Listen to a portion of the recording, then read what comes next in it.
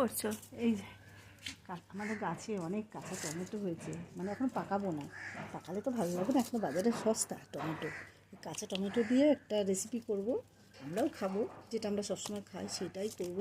তাই একটু গাছ থেকে টমেটোগুলো তুলে নিই, কাঁচাই করব, পুরো টমেটোগুলোই কাঁচাই রান্না করব, মানে কাঁচা টমেটো দিয়ে ক্যাপসিকাম দিয়ে হ্যাঁ চাটনি মতন। চাটনি করব।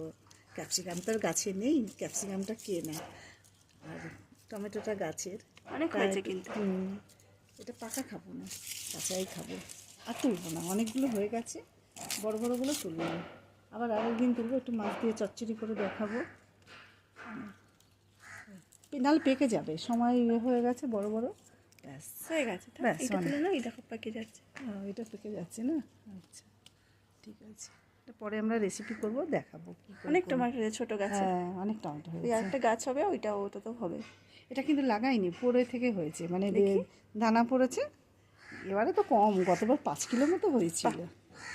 সুন্দর হয়েছে। গতবার 5 কিলো হয়েছিল, এরকম পড়ে থেকেই হয়েছে গাছ। ঠিক আছে, চলো। টমেটো